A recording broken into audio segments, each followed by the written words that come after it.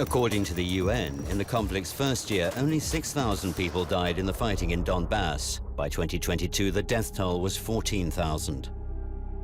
For 8 years, the international community had paid little attention to the numerous killings of civilians in Donbass, even though for all this time, Russia had repeatedly called for a peaceful resolution to the conflict.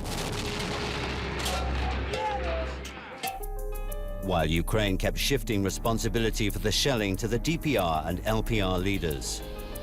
During these years, Ukrainian security has been systematically preparing to strike Donbass. Their agents are experienced Western specialists. By the end of 2021, Kyiv had built up a military force of 150,000 soldiers at the borders of the People's Republics and were building fortifications. America gave Ukraine a steady supply of weapons. President Zelensky, who vowed to end the war after his election, intensified the military rhetoric. In February 2022, at the Munich conference, the Ukrainian president threatened to pull out of the Budapest Memorandum and furnish Ukraine with nuclear weapons. And there's Ukraine's intention to join NATO, which raises the threat level to Russia. Further NATO expansion and the already started militarization of Ukrainian territories are considered red lines by the Kremlin.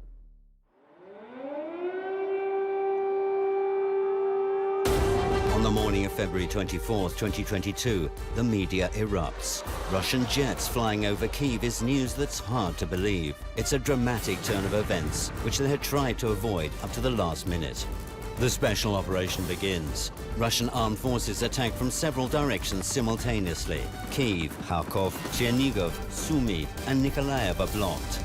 Мы смогли выполнить очень такую красивую десантную операцию на Гостомель, которая оказалась рогом, который воткнули в бок Киева. Совершенно очевидно, что, с одной стороны, сил, которые были там сосредоточены, ни на какой штурм Киева явно не хватало.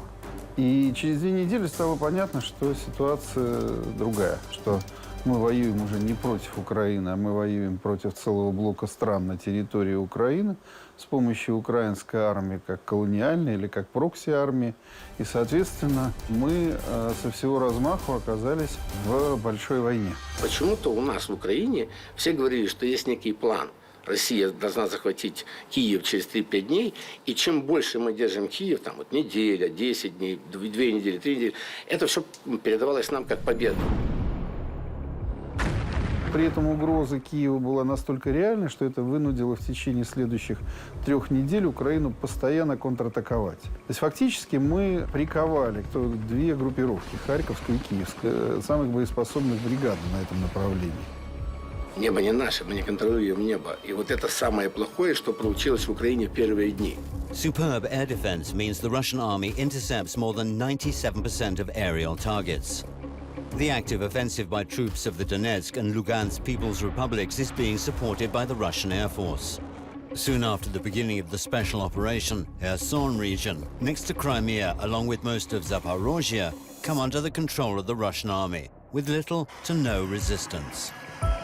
Делается очень большой акцент, на сохранение жизни гражданских, и, на сохранение жизни самих военных наших противников. Речь о том, чтобы, создавая вот эти малые котлы, создавать условия для того, чтобы они массово сдавались в плен.